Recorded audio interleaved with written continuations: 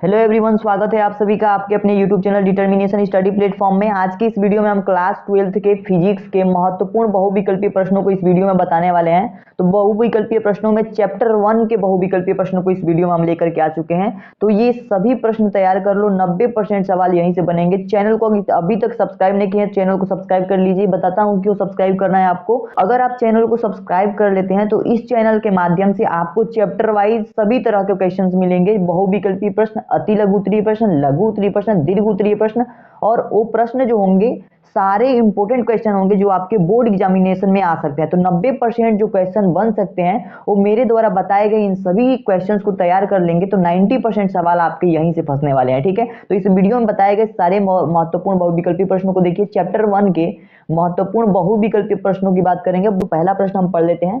पहला प्रश्न हमारे पास है, क्वेश्चन नंबर 1 है, वैद्युतशीलता जिसे हम एप्सिलॉन नॉट से प्रदर्शित करते हैं का एसआई मात्रक है। तो वैद्युतशीलता जिसे हम एप्सिलॉन नॉट कहते हैं इसका मात्रक क्या होता है? तो एप्सिलॉन नॉट का जो मात्रक होता है ना वो होता है कूलाम स्क्वायर प्रति newton metre square. Option number जो 1 है इसका बिल्कुल सही है, इसको याद कर लीजिएगा। कुछ चीजें आपको मिलेंगी जिसे याद करना पड़ जाएगा। ठीक है, तो इसको याद कर लीजिए, क्योंकि अगर निकालना चाहें तो आप कूलाम का जो नियम पढ़ाया गया था F बराबर 1/4 Q1 Q2 R स्क्वायर, उसमें से एप्सिलॉन नॉट का आप सूत्र निकालिए। सूत्र से आप इनके मात्रक को निकाल सकते हैं। तो ये मात्रक इसका याद रखिएगा, ये इंपॉर्टेंट मात्रक है। ठीक है, बहुत ही इंपॉर्टेंट क्वेश्चन है। अगले क्वेश्चन की बात करते हैं। क्वेश्चन नंबर दूसरा है हमारे पास, वैद्युत क्षेत्र की तीव्रता का मात्रक है। ठीक है, तो वैद्युत क्षेत्र की तीव्रता का मात्रक क्या है? न्यूटन प्रति कूलाम है। ठीक है, तो याद रखिएगा, मुंहजबानी आपको याद होना चाहिए कि वैद्युत क्षेत्र की तीव्रता का मात्रक जो होता है न्यूटन प्रति कूलाम होता है। ठीक है, अब जो तीसरा हमारे पास क्वेश्चन है, तीसरा है, निम्न में से कौन सा विद्युत क्षेत्र का मात्रक नहीं है? तो विद्युत क्षेत्र की तीव्रता का मात्रक कौन सा नहीं है? देखिए, न्यूटन प्रति कूलाम तो अभी हमने पढ़ा कि वैद्युत क्षेत्र की तीव्रता का मात्रक है। ठीक है, तो न्यूटन प्रति कूलाम तो इसका मात्रक है, लेकिन इसमें पूछा गया है कि नहीं है। प्रश्न को पलट के पूछ सकता है, यहाँ देखिए नहीं है पूछा गया है। तो इसमें जो है ऑप्शन नंबर 3 सही हो जाएगा। तीसरा जो ऑप्शन होगा ये बिल्कुल करेक्ट हो जाएगा। जूल प्रति कूलाम जो है विद्युत क्षेत्र का मात्रक नहीं होता है। ठीक है, सारे प्रश्नों को तैयार कीजिए, बहुत कम क्वेश्चन लेकर के आया हूँ। बहुविकल्पीय प्रश्न में तैयार कर लीजिए ये सारे प्रश्न।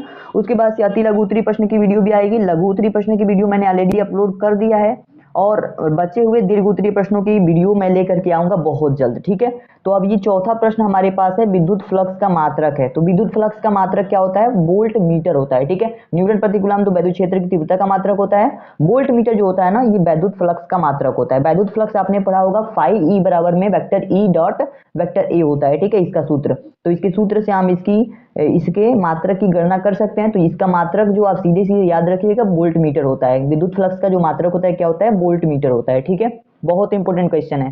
पांचवें क्वेश्चन की बात करते हैं। 5 नंबर क्वेश्चन है, किस बिंदु पर वैद्युत क्षेत्र की तीव्रता निम्न में से आर स्क्वायर के अनुक्रमानुपाती होती है? अनुक्रमानुपाती का मतलब प्रोपोर्शनल होती है। किसके प्रोपोर्शनल?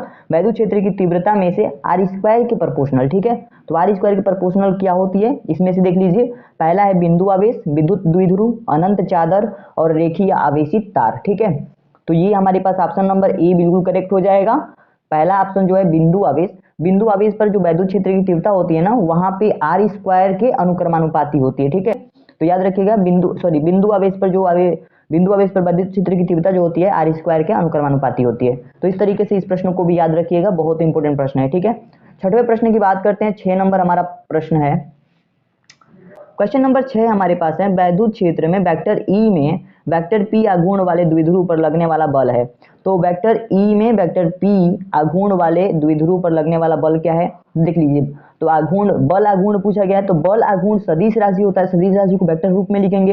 हमारे पास दूसरा ऑप्शन बिल्कुल करेक्ट हो जाएगा, vector P cross vector E होगा। ठीक है, तो ये हमारे पास दूसरा ऑप्शन सही हो जाएगा। ध्यान रखिएगा, कभी डॉट पे आप सही मत कर दीजिएगा और कभी भी इसको पलट करके दे दे तो इसको सही मत कर दीजिएगा। ठीक है, प्रश्न संख्या 7 है हमारे पास। 7वां प्रश्न देख लेते हैं। दो बिंदु आवेशों के बीच F न्यूटन स्थिर वैद्युत बल कार्य करता है। यदि आवेशों को के परावैद्युतांक के माध्यम में रख दिया जाए तब बल होगा। ठीक है, इस के परावैद्युतांक को माध्यम में रख दिया जाए तब बल क्या होगा ये हमें बताना है।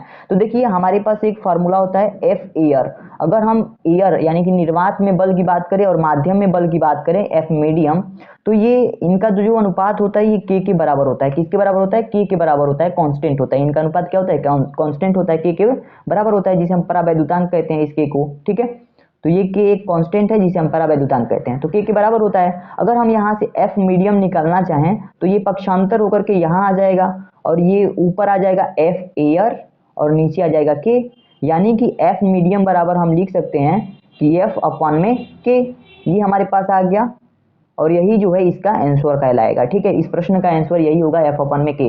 तो बल पूछा गया, इसमें हमें बल पूछा गया कि कब पूछा गया, माध्यम में रखने पर बल पूछा गया है। तो एफ मीडियम, मीडियम मतलब माध्यम होता है, एफ अपन के होगा।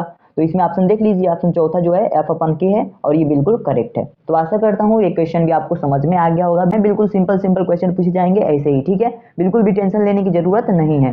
क्वेश्चन नंबर 8 की बात करते हैं। क्वेश्चन नंबर 8 है हमारे पास, इलेक्ट्रॉन पर आवेश का मान कितना होता है। तो इलेक्ट्रॉन पर आवेश यानी चार्ज यानी इलेक्ट्रॉन कितना होता है। पहला ऑप्शन दिया गया है 1.6 × 10⁻⁻19 कूलम, और ये हमारे पास ऑप्शन दिया गया है, आपको क्लास 8 से बताया जा रहा है कि जो इलेक्ट्रॉन पर आवेश होता है 1.6 × 10⁻⁻19 कूलम होता है। ठीक है, तो ये ऑप्शन आपका बिल्कुल करेक्ट हो जाएगा, इसे याद रखिएगा। ठीक है, तो अब इलेक्ट्रॉन पर आवेश क्या होता है 1.6 × 10⁻⁻19। अगला प्रश्न हमारे पास 10 नंबर प्रश्न है। 8 कूलम ऋण आवेश में उपस्थित इलेक्ट्रॉनों की संख्या है। 8 कूलम ऋण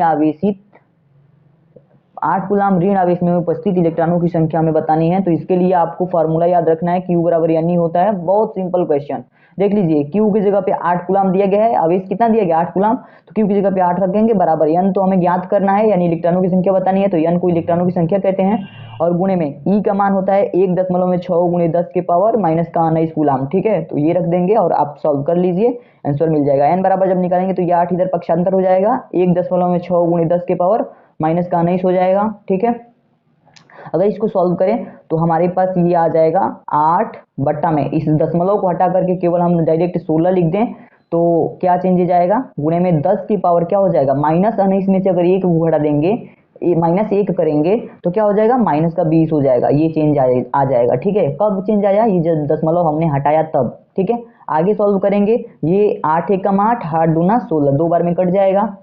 अब यहाँ पे जो है 1 बट्टा नीचे 2 आ गया। ठीक है, अब गुणे में इस 10 के पावर -20 को जब ऊपर भेजेंगे तो 10 के पावर +20 हो जाएगा ऊपर जाकर के। ठीक है, ऊपर जाकर के क्या हो गया 10 के पावर प्लस का 20।